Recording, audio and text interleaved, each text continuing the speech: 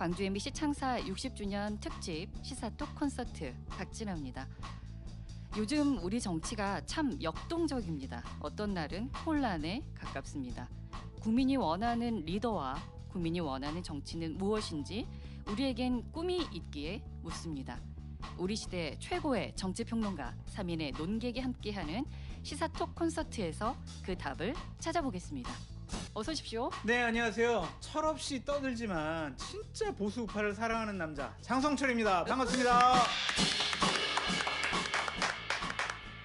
네, 안녕하세요. 전국을 돌며 정치의 맥을 잡고 있는 맥소장 서영주입니다. 반갑습니다. 안녕하세요. 수식어를 미처 생각하지 못한 사람과 사회 연구소의 박성태 실장입니다.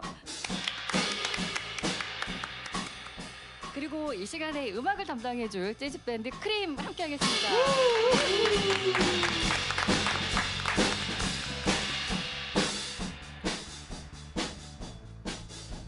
지금 양림동 오픈 스튜디오에서 함께하고 있습니다. 유튜브 검색창에 광주보라 검색하시면 실시간 시청하실 수도 있고요. 댓글로도 참여하실 수가 있겠습니다.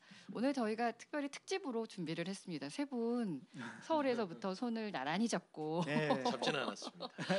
잡으려다만 네. 송정역에 동시에 도착하신 맞아요. 네. 네. 너무 감사합니다. 막 도착하자마자 차 타고 바로 여기 방금 전에 도착했습니다. 네. 할 일이 없으셨던 건 아닐 테고 아니 뭐 예.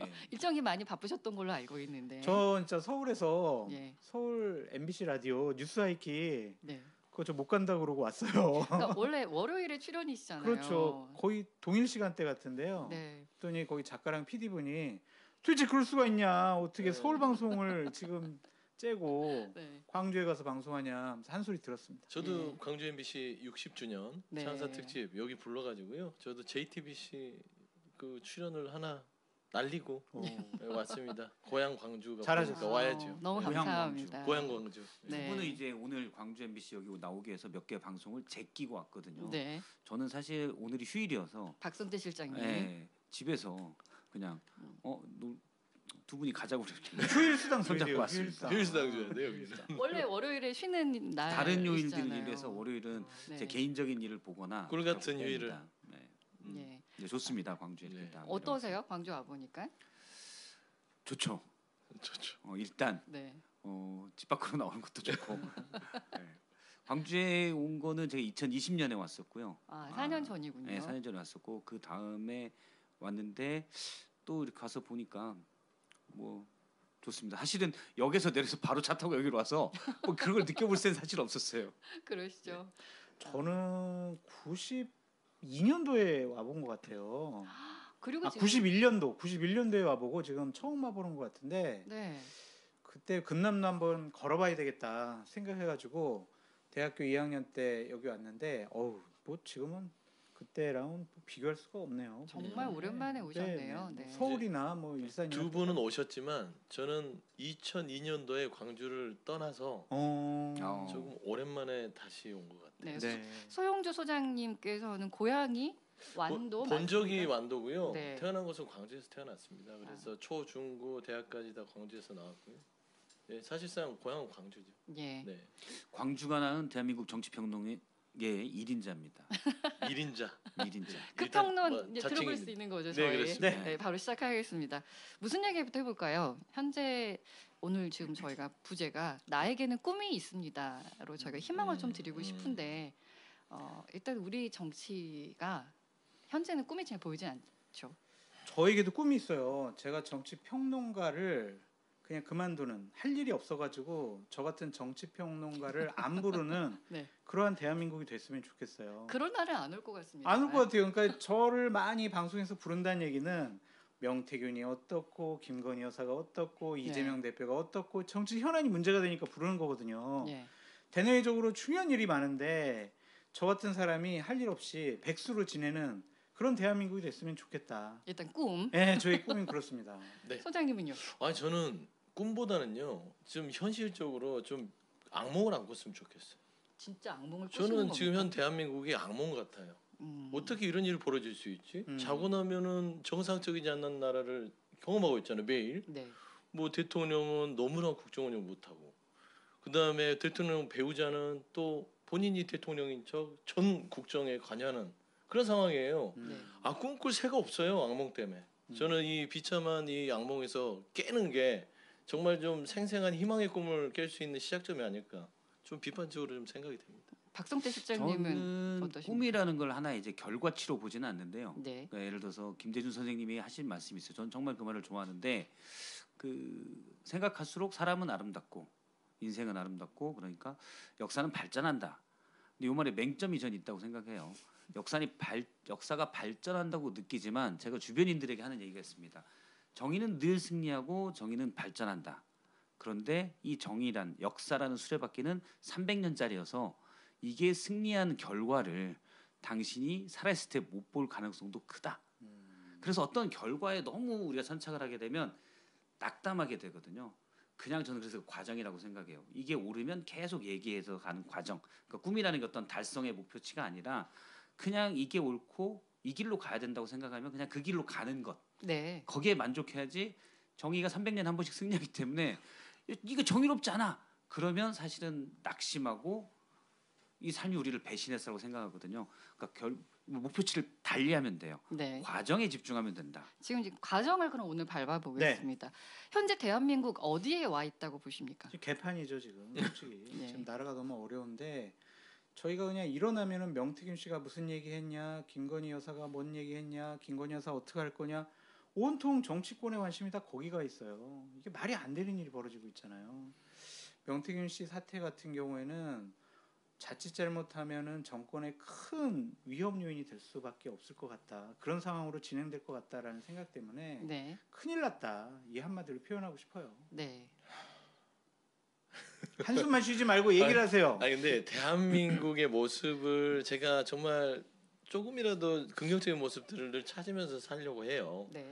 그리고 되도록이면 사람이 싫은 얘기, 비판적인 얘기, 부정적인 얘기를 하는 것은 정신건강에 좋지도 않습니다. 또 그걸 듣는 분들도 별로 좋지 않아요. 근데 그럴 수 없는 상황이 너무나 비참해요. 그래서 저는 안 좋은 단어들만 생각합니다. 참 이 대한민국이 기형적이다. 기형적이잖아요. 그러니까 정상적인 어떤 시스템으로 돌아가지 않는 것 같다. 그 다음에 그러다 보니까 국민들이 비참해요.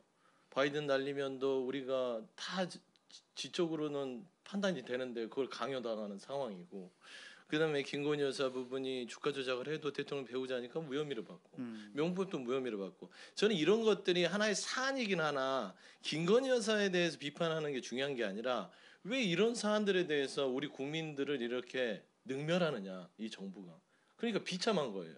그러니까 참담하고 참혹하고 뭐 이런 단어밖에 생각이 안 나서 대한민국의 모습이 보면은 학문적으로는 민주주의가 몰락하고 있는 것 같고요. 그러면은 민주주의가 몰락하면 국가의 시스템이 무너지는 거잖아요.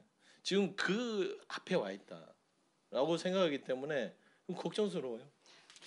어떤 것 때문에 이렇게 와 있다고 보시는 거예요? 저도 근데 지금의 상황에 대해서 말씀드리면 저는 가장 와닿는 단어는 붕괴예요. 붕괴. 네. 물론 우리가 빠른 근데 압축적인 성장을 겪으면서 완벽하진 않지만 어느 정도 효율적이고 어느 정도 상향적이고 민주적인 시스템을 만들어 왔거든요. 네. 가는 중인데 공적 마인드가 1도 없는 윤석열 정부에서 이 모든 게 무너졌어요. 대표적으로 의료 시스템 무너지고 있죠. 네. 의료 시스템이 무너지면서 이번 입시부터 해가지고 교육 시스템도 같이 무너지고 있어요. 네. 이 크고 그다음에 말씀하신 대로 민주주의라는 우리가 쌓았던 전통과 쌓아가야 될 게 이제 무너졌어요. 완전히 네. 무너졌고 검찰도 과거에 뭐 이런 것보다 훨씬 더 무너졌고 저는 최근에 제일 우려하는 거는 위태롭게나마 지켜왔던 남북 평화 이게 무너질 가능성이 크고 이건 자칫하면 인명 피해로 이어질 가능성이 크기 때문에 너무 우려스럽다. 윤석열 정부가 이걸 다 무너뜨렸는데 쌓아올 때까지는 너무 긴 시간이 필요한데 무너뜨리는 건 그렇게 한순간이죠? 원래 그렇잖아요. 원래 그래요. 네. 원래 그 우리가 블록 쌓기 카페 가면 네. 꼭 그 실력 없는 애들이 밑에 밑장을 빼다가 무너뜨려요. 밑장을 위에서부터 잘못 빠면 뺐군요. 되는데 그렇잖아요. 그러니까 지금 윤석열 정부는요 실력이 없는데 내가 밑에서부터 한번 빼볼게. 내가 좀 실력이 있어 이런 상황이에요. 네. 그러니까 옆에서 뭐 얼마나 위태위태하고 한심합니까? 심지어 윤석열 대통령 빼는데 옆에서 와이프가 와서 아니야 그 옆에 걸 빼란 말이야 이런 상황이에요. 그러니까 말씀하신 거 들어보면 교육이 붕괴가 됐고 의료 붕괴됐고 민주주의 붕괴됐고 혹시라도 조금이라도 남아 있는 것 있습니까? 현재까지는 없습니다. 그거 특히 남아 제일 있는 거 중요한 얘기하면 안- 안 돼요. 음. 그러면 대통령이 그것도 붕괴시킬 수 있으니까 감춰놔야 돼요. 그러니까 안 보이기를 내가 참아 못하는 이유가 그거를 하면은 붕괴시킬까봐 말 네. 못하겠어요. 남북 문제도 지금 많이 아, 심각한 심각합니다. 심각하죠. 상황에 와 있죠. 뭐 사이가 안 좋은 건 예전부터 있었지만 지금 무인기 왔다 갔다 하고 뭐 우물풍선 계속 날아다니고 만약에 우물풍선이 터지거나 그래서 항공기나 또는 교통에서 사망 사고가 발생하잖아요. 네. 그러면 우리 정부도 가만히 있을 수가 없어요. 상당히 위태로운 상황에서 있는 겁니다. 그러면 우리가 가만히 안 있으면 북한은 가만히 있겠어요? 근데 저희 시험 볼 때 네. 찍기를 해도 네. 보기가 4개면 확률이 25%는 맞잖아요.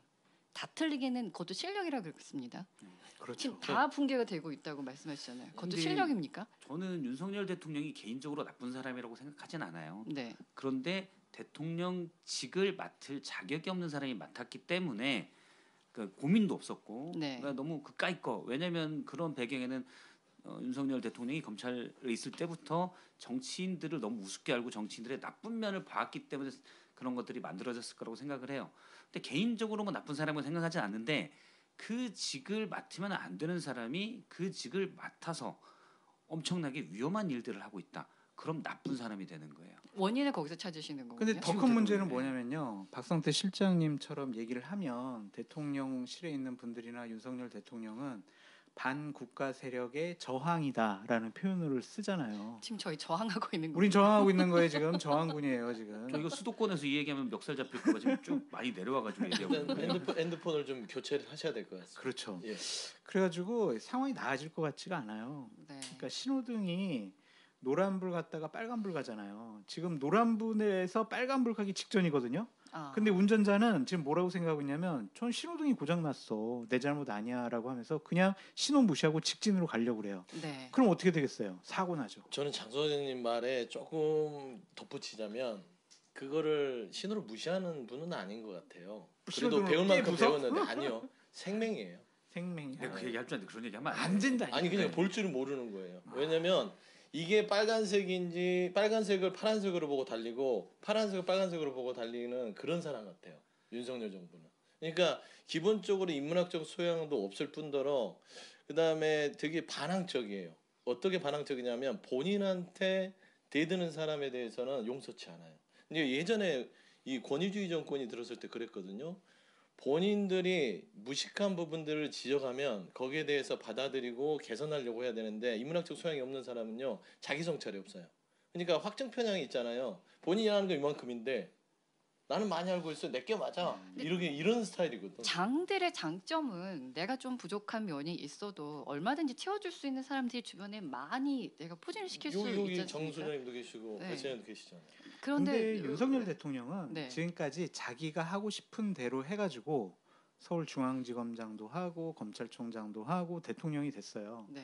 내가 생각하고 판단하고 행동하는 게 옳은 거다라고 생각을 해요. 자기 확신이 너무 강한 거예요.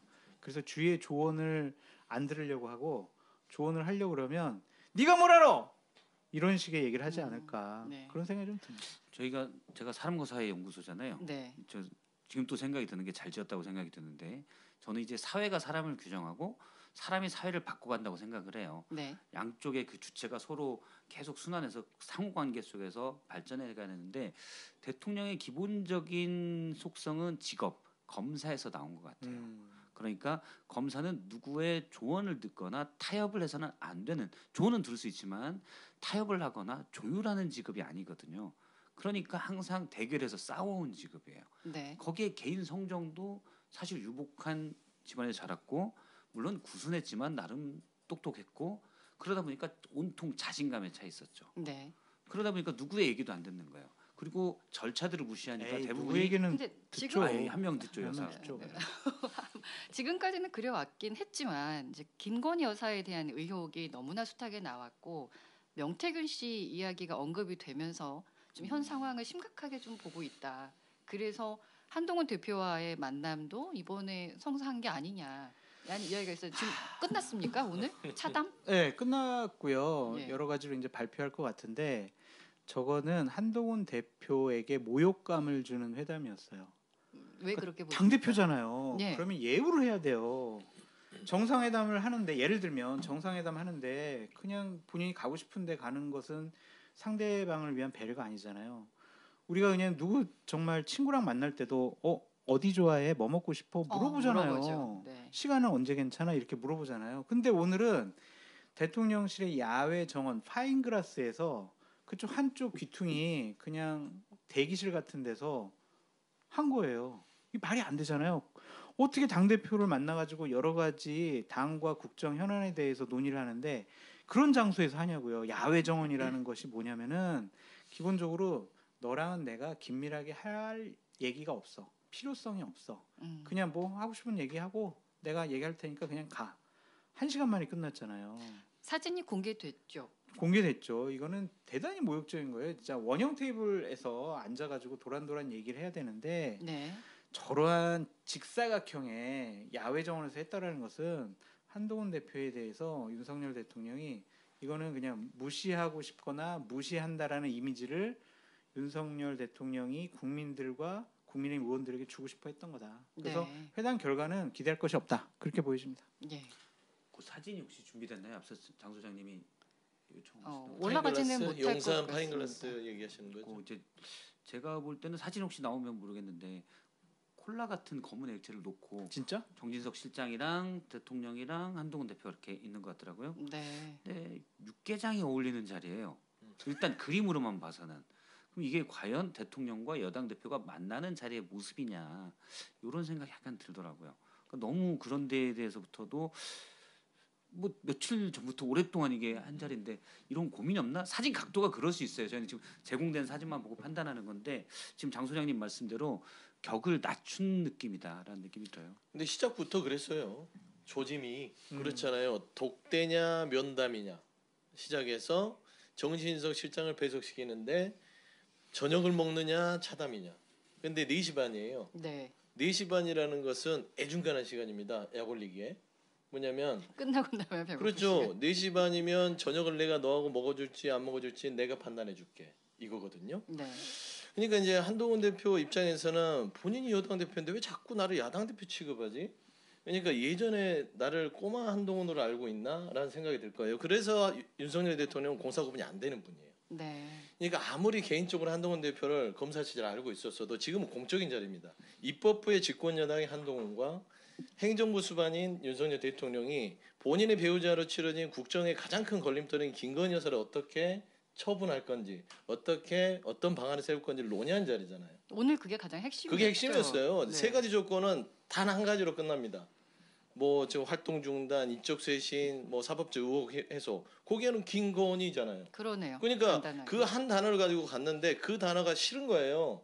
만나기는 싫은데 그래도 면피는 해야 되니 일단은 찬 한 잔 마시러 오소. 근데 장소도 무슨 육개장이나 한 그릇 떠서 먹을 만한 그런 바닥에서 정진석 비서장을 대동에 놓고 1시간 하고 그 여당 대표의 오랜 시간 준비했던 면담 자체도 비서실장이 브리핑하는 게 아니라 네. 서면으로 종이 쪼가리로 대체한대잖아요.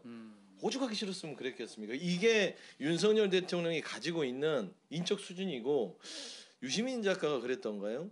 침팬지의 어떤 그런 서열 관계를 보는 것 같다. 이게 침팬지 주장은요 인문학적 사고를 하지 않아요. 내가 1등, 나머지는 나한테 덤비는 사람은 다 깔아뭉개는 게 침팬지의 우두머리거든요. 근데 현재 지금 윤석열 대통령이 할 일은 한동훈 대표하고 싸워서 이기는 게 아니라 국민의 이 의문점, 의혹 이런 것들을 해결해 줘야 되는데 거기에 대한 생각은 어떻게 갖고 있다고 보십니까? 윤석열 대통령이요? 네. 전혀 생각이 없죠. 뭘 잘못했냐라는, 아직까지도. 네, 뭔 잘못했냐라는 그런 생각을 갖고 있는 것 같아요.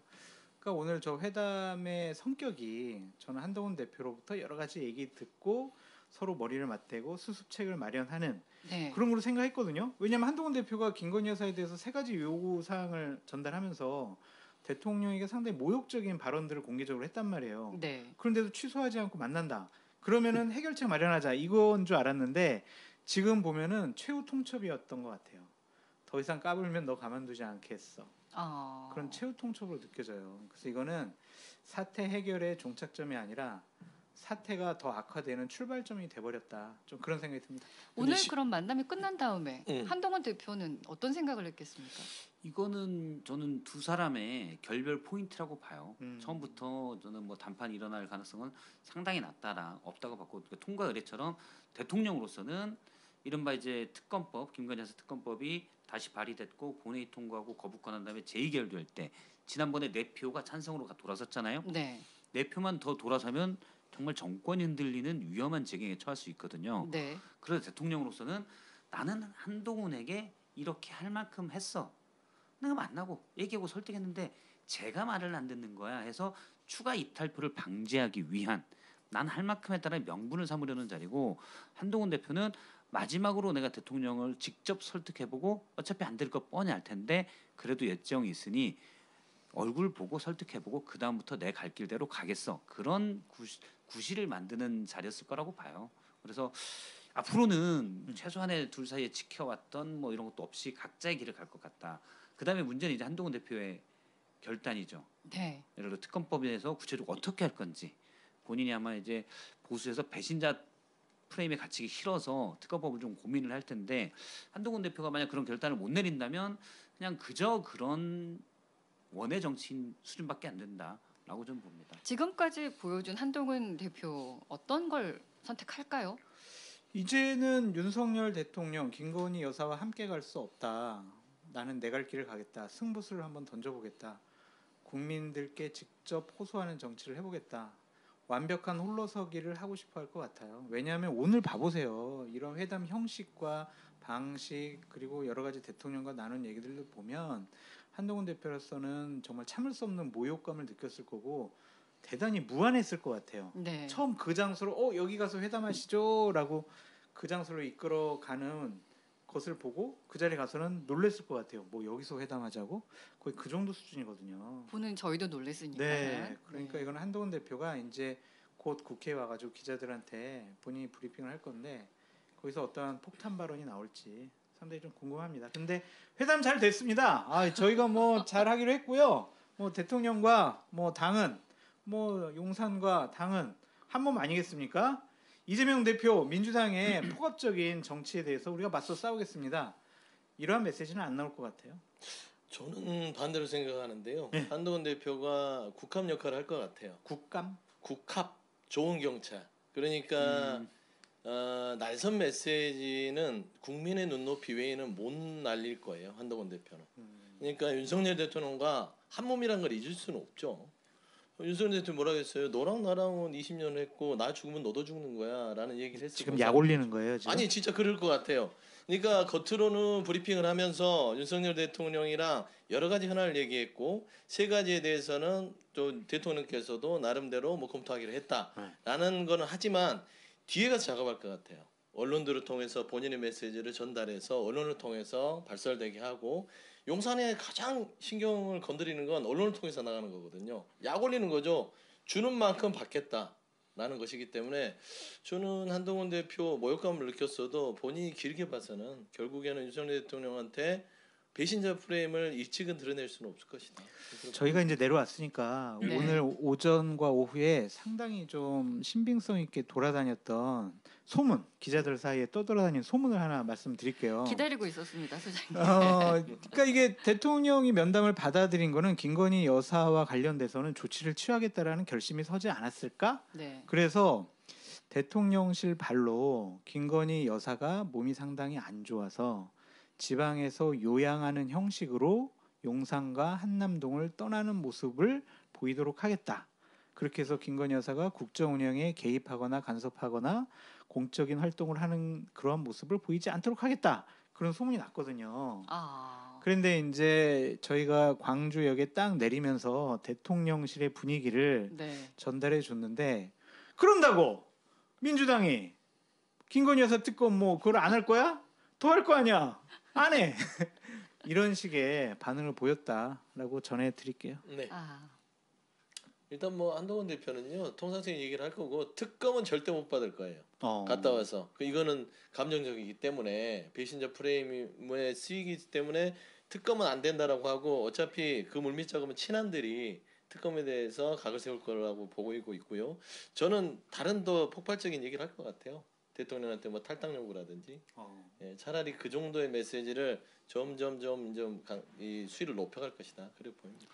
일단 뭐 만약에 아직 브리핑이 안 나왔는데 만약에 뭐 앞으로 자주 얘기하기로 했습니다. 이 정도만 얘기해도 그게 별 의미는 없고 말씀하신 대로 친한 개들이 이러면 민심 못 맞췄기 때문에 어쩔 수 없다 이런 얘기들이 나온다면 그 후자의 방점을 찍어야 될 것 같아요. 역시 이제 한동훈 대표가 뒷심이 없구나 이제 이렇게 사람들이 또 느끼는 하나의 포인트가 되지 않을까. 뭔가 메시지가 없다면 이 상황인데도 불구하고. 아니요, 그렇다면 제가 2부에서 네. 좀 다른 얘기를 좀 해드릴게요. 저 좌파 진보 쪽 패널들이 자꾸 한동훈 대표랑 윤석열 대통령을 폄하하는 듯한 발언을 해가지고 맥을 잡는 거라. 너무 제가 기분이 나빠요 지금. 아니에요. 장성철 사람을 소장님도 보면 보인다니까요. 금방 봐요. 우파는 아니시라고. 아니 저 이제 엄청 우파예요. 원래는 그러셨다가 좀 좌파로. 아니에요. 극단적인 우파예요. 알겠습니다. 저희 밴드 음악으로 저희가 하고 싶은 이야기를 좀 전달해 드리겠습니다. 1부 마무리하고 2부로 다시 돌아오겠습니다.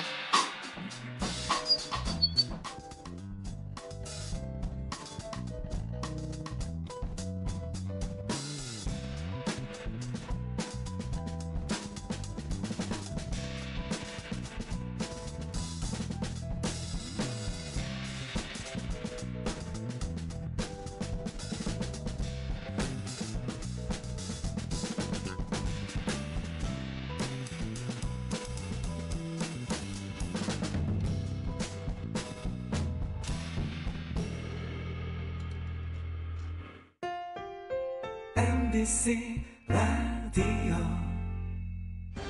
철망이 필요하십니까?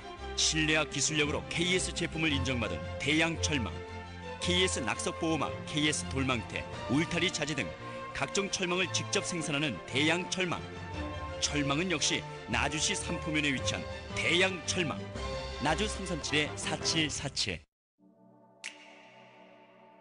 중앙공원 롯데키슬 시그니처 계약자님께 감사의 마음을 담아 특별한 멤버십을 시작합니다. 가입 선물과 다양한 멤버십 혜택까지 지금 시그니처 멤버스만의 특권을 만나세요. 문의 1660-2780 롯데건설. 이런 곳이 다 있네? 누수 탐지, 아래층 복구 공사, 복잡한 청구 서류까지 원스톱 서비스 플러스 종합설비. 물 새는 곳 귀신같이 잡아주는 아파트 층간 누수 전문기업 플러스 종합설비 1800-8179 1800-8179. 엄마, 나 용돈 좀 올려줘. 이거 친구가 준 거예요. 아이들의 일상을 관심 있게 들여다보면 도박으로 힘겨워하는 아이들의 구조 신호가 들립니다. 다양한 형태로 드러나는 청소년 도박. 그들의 구조 신호에 응답해주세요. 공익광고협의회. 남도사랑 캠페인. 햇살과 별빛이 가득한 화순. 화사로운 햇살, 그윽한 꽃향기. 하늘하늘 코스모스 꽃길 따라 깊어가는 가을. 자연 속에서 낭만도 꽃피우는 곳이죠. 화순 개미산 전망대에서는 황금빛 노을을 온전히 느낄 수 있습니다. 장엄한 풍경이 펼쳐지는 곳. 따뜻한 햇살 아래에서 소중한 추억을 쌓을 수도 있죠. 햇살 뒤로 화려한 별빛이 쏟아지는 시간. 하늘엔 자연이 선물한 아름다운 별빛이, 그 아래엔 천변의 수놓인 별빛이. 음악과 빛이 어우러지는 음악 분수의 마법 같은 시간을 만날 수 있는 곳은 어디일까요? 이곳은 햇살과 별빛, 모든 순간이 아름다운 화순입니다.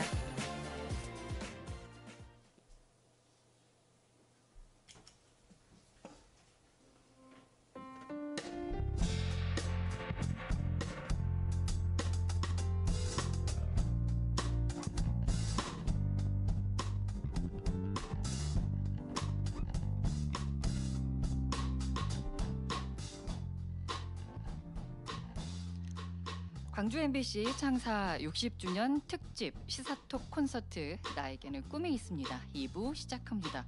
장성철 공론센터 소장, 박성태 사람과 사회연구소 실장, 그리고 서용주 맥 정치사회연구소 소장과 함께하고 있습니다. 그리고 재즈밴드 크림과 라이브로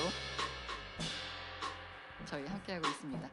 국민이 원하는 정치, 대한민국의 꿈을 찾아 나서고 있습니다. 일부 마무리 때 뒷이야기 들려주신다 그래서 장성주 수장님. 한동훈 대표가 이제 아마 브리핑을 하고 난 다음에 집에 가서 이제 여러 가지 생각을 혼자 하겠죠. 그분도 뭐 여러 사람하고 상의하는 스타일은 아니거든요. 아, 그런 다음에 아마 본인이 원하는 사람들에게 메시지를 전달할 가능성이 높아요. 그래서 내일 네. 아침에 오전에 이제 김종혁 최고위원이라든지 네. 윤희석 대변인이라든지 이런 분들이 어떠한 메시지를 내는지 좀 지켜봐야 될 것 같은데 이분들이 그 회담 들어가기 전에 한동훈 대표가 상당히 강한 수준의 요구를 할 거다. 가감없이 다 얘기할 거다. 그런 식으로 전달해 줬거든요. 네. 그러면 내일 나오는 메시지도 본인에게 흡족하지 않다면 이 대리 메신저들이 상당히 좀 용산과 대통령에 대한 비판의 수위를 높이지 않을까. 이제는 한판 붙을 가능성이 높아 보인다. 그런 좀 생각이 듭니다. 궁금한 건 네. 그랬을 때 뒷받침해 줄 수 있는 사람들이 있느냐 이건데요. 그러니까 그게 이제 한동훈 대표의 정치력인데 네. 많은 중진 의원들이나 보수파 진영의 어른들 있잖아요. 그리고 국회의원들이 대통령실 너무한 거 아니야? 이러한 분위기를 이끌어내도록 분위기도 만들어야 되고 어쨌든 뭐 대통령께서 신문은 잘 보지 않으시겠지만 보수파의 조중동 뭐 유력지들이 있잖아요. 네. 거기서 지금 누구 손을 들어줄지 그것도 한번 지켜봐야 될 것 같아요. 네. 대통령이 조선일보도 안 보는 것 같아요. 뭘 보시나요? 유튜브 잘 유튜브. 보시죠. 그 극우. 영상 세대세요. 네, 우리 보라 TV는 보시면 안 되는데. 그러니까 저는 윤석열 대통령이 변할 거라고 기대하는 것은 이제 포기해야 된다라고 생각합니다. 그게 네. 이제 비극이라고 제가 대한민국 비극이라고 얘기했던 것이고, 예. 그러니까 그 윤석열 대통령과 한동훈 대표의 만남을 대단히 불쾌했던 대목을 제가 말씀을 드리면 한 방송사에 유난이라고 쓰는 거를 쓰지 마라라고 위에서 내려왔다는 거예요. 단어 하나에. 통둥하니까. 아. 그래서 어떻게 CG가 나가냐면 대통령 윤석열 대통령과 한동훈 대표 이렇게 나가야 돼요. 유난이라고 쓰면 안 돼요. 이게 지금 이게 현 정부의 수준입니다. 유난이라고 쓰면 뭐예요? 지금 걸림돌은 김건희 여사 아니에요? 그러면 본인의 배우자에 대한 문제를 해결하자고 지금 한동훈 대표가 말하자면은 좀 처방을 내려주러 가는 거예요. 같이 살자고. 근데 윤석열 대통령은 그게 기분 나쁜 거잖아요. 그래서 저는 이 부분에 있어서는 윤석열 대통령은 결국에는 면담을 한마디로 정리하자면 윤석열 대통령 입장에서 한동훈 대표에게 네가 뭐라고 이거예요. 네가 뭐라고 나한테 이래라 저래라 이런 느낌이거든요. 근데 한동훈 대표 입장에서 보면 그래도 나는 당신 때문에 같이 죽을 수는 없어. 그래서 형수를 좀 내놔. 이거거든요. 네. 근데 한동훈 대표가 말은 지금 가서 다 듣고 왔고 제로콜라 하나 놔두고 나서 모멸감을 느끼고 왔으나 저는 그 전에 조짐을 보면 면담 전에 본인들 사람들 모여서 비공개 전략 얘기했죠. 네. 거기에서 아마 면담이 불발됐을 때 우리가 어떻게 할 것인가라는 게 있을 것이고 두 번째는 이재명 대표가 우리 만납시다 한 거를 화답했어요. 좋습니다. 만납시다. 이거를 면담 전에 다 이루어진 일입니다. 이건 뭐냐면 윤석열 대통령이 나를 무시할 줄은 알고 있었으나 결국에는 내가 다 준비했다. 결국에는 이 비공개 전략에 의해서는 말하자면은 특검은 아니더라도 뭔가 센 메시지들 실패했을 때 센 메시지들을 준비했을 것이고 그래서 제가 파악한 바로는 22일 날 조중동 기자들만 따로 한동훈 대표가 긴급하게 불러서 내일이네요. 네, 저녁을 해요. 아. 이례적인 것이죠. 그러니까 본인의 면담 과정을 조중동에게 좀 설명을 해서 메시지를 확산시키겠다는 거지. 그러니까 그 전략이 돼 있는 거예요. 그다음에 이재명 대표의 어떤 만나자는 대안에 그냥 바로 화답했어요. 민생 정치를 예산하겠다. 근데 민생을 가로막는 게 뭡니까? 김건희 리스크잖아요. 이런 게 다 복합적으로 있기 때문에 한동훈 대표가 이대로 모멸감을 그대로 마음에 삭혀두고 있지는 않을 것이다. 어느 정도는 예상했을 듯 싶은데 이 정도까지는 예상했을까요? 그 차 담이었으니까 그 차 제로 땡땡 누가 준비를 했을까요? 저기 윤석열 대통령께서 그 기자들한테 뭐 그렇게 얘기를 했대요. 대통령께서 한동훈 대표가 좋아하는 제로 콜라를 준비하라고 직접 지시했다. 직접 지시. 라는 게 뉴스가 되는 지금 대한민국 정부입니다. 원래부터 관계가 그러니까 많은 언론에서도 그렇고 뭐 보수 패널분들도 그런 얘기를 많이 하는데 두 분이 가장 가까운 관계다. 허물 없는 사이, 둘도 없는 동지, 뭐 눈에 넣어도 안 아픈. 눈에 넣으면 사람 죽어요. 그래가지고 근데 제가 볼 때는 그거는 그러니까 직장 후배예요. 윤석열 대통령에게 한동훈 대표는 아주 오랫동안 데리고 있던 말 잘 듣는 일 잘하는 직장 후배였을 뿐이고 네. 둘이 정서적 교감도 사실 스타일이 다르잖아요. 내가 볼 때 MBTI가 완전히 서로 달라요. 그래서 뭐 두 분이 정서적 교감을 많이 했을 것 같지도 않아요.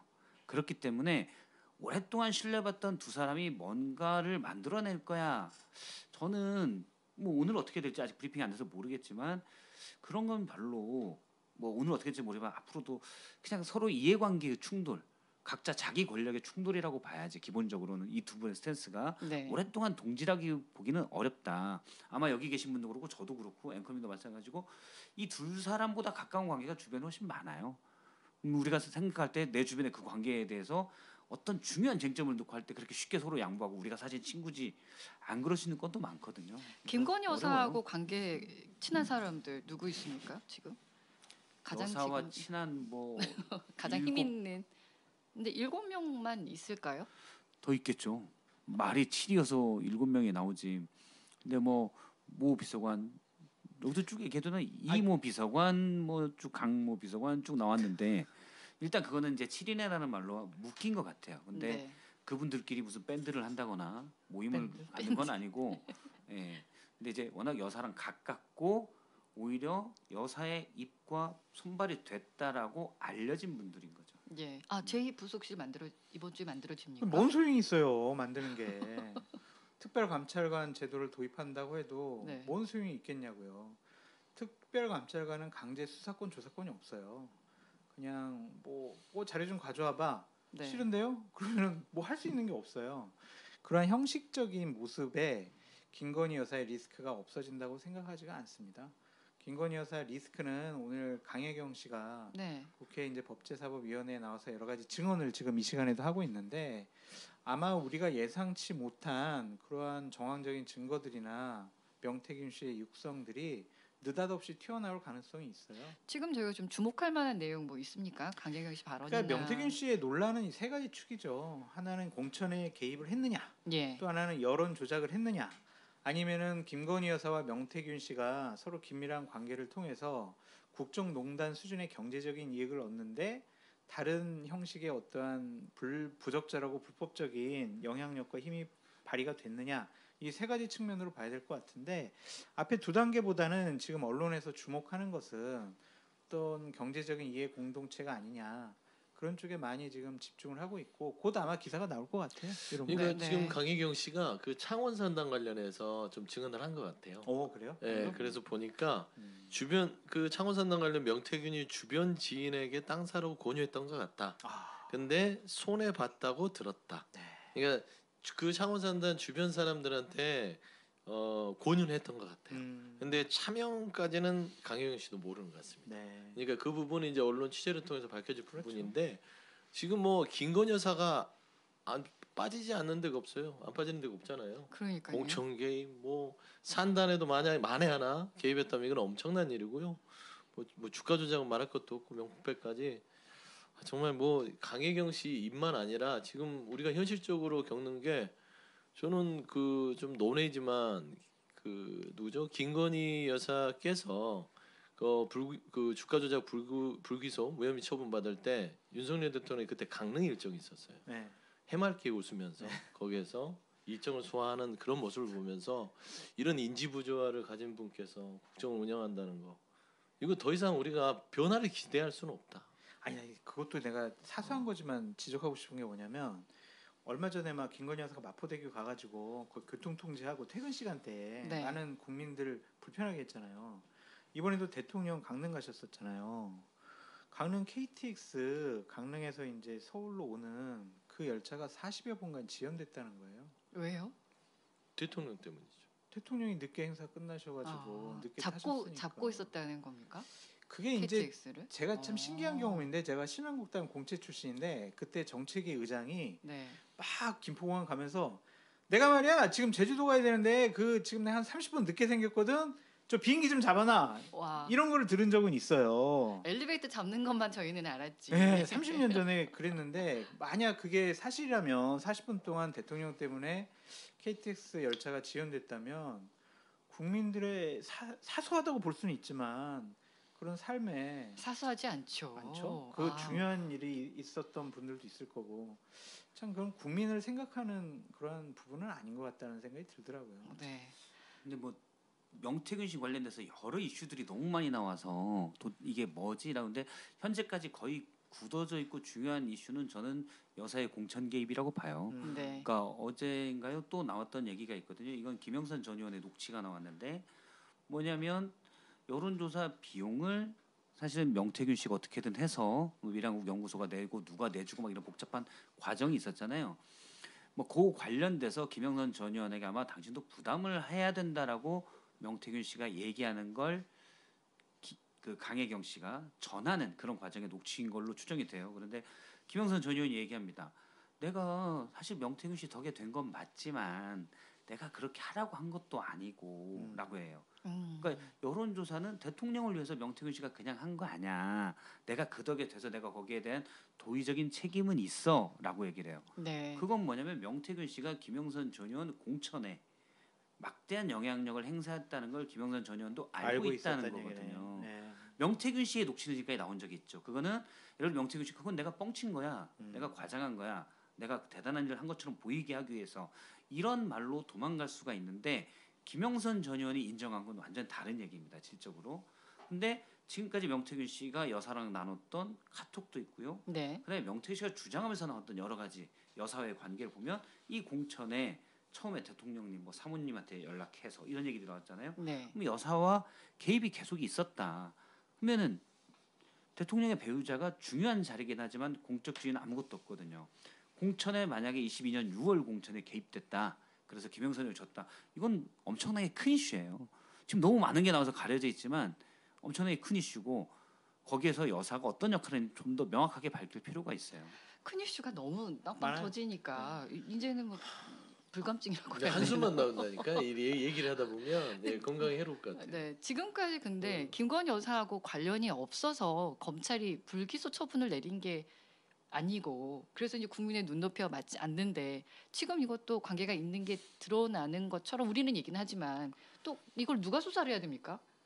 검찰이 또 해야 되는 거 아닙니까? 그럼 결론은 또 뭐로 나겠습니까? 근데 이제 검찰이 특검이 해야 돼요. 그렇죠 특검으로 가야 되는 네. 사안이라서 이제 김건희 여사와 관련된 모든 거는 그냥 특검으로 가야 돼요. 네. 왜 그러냐면 명품백도 국민들이 납득할 수준도 아닐 뿐더러 김건희 여사를 무혐의를 주기 위해서 최재형 목사가 내가 청탁했다니까요 해도 아이고 청탁 아니라니까 왜 그래 이 사람하고 같이 무혐의를 줬어요. 예. 주가 조작도 보세요. 너무나 명백한 증거들 재판부에서 2심 판결문이 통정거래도 했고 김건희 여사가 권오수 일당과 여러 가지 소통한 게 확정된다라고 했음에도 불구하고 4시간 동안 검찰이 법무법인 검찰이 됐어요.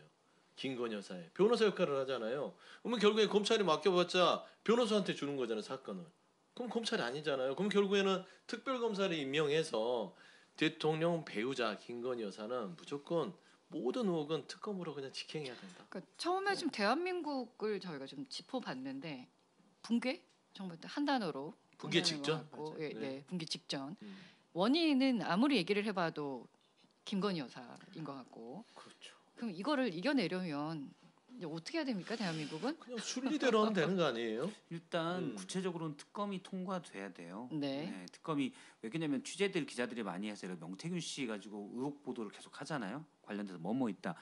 강제력이 없는 기자들이 저도 기자 생활 오래 했지만 취재해서 거기서 더 나가기가 쉽지가 않아요. 네. 그러니까 의혹에 대해서 보도할 뿐이지 명확하게 사실관계를 규명해서 딱딱딱 해서 강제력이 없기 때문에 예. 기자들이 할 수 있는 누군가의 증언 또는 뭐 제2 같은 경우에 이제 태블릿 PC가 나왔었죠. 예. 그런 문건이 나오지 않는 한 이게 쉽지 않은 경우가 많거든요. 또 문건이 나와도 강제력이 있으면 저쪽에서 다른 핑계로 진실 게임으로 가버리는 경우가 있어요. 지금도 뭐 여러 카톡 캡처가 나오니까 그렇게 하잖아요.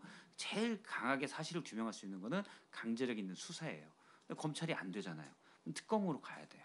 특검으로 가려는데 국민의힘의 8표가 필요하거든요. 네. 그래서 저는 늘 얘기하는 게 국민의힘 8명을 잘 꼬셔야 된다. 아니 이분들이 친한계가 이제 오늘 기분 나빴으니까 예. 나 한다 이렇게 마음먹을 수 있지 않습니까? 또 다른 이야기입니까 이거는? 그러니까 이제 당에서는 또 한동훈 대표는 와 이거 이제 도저히 윤석열 대통령이나 용산은 대화가 안 된다.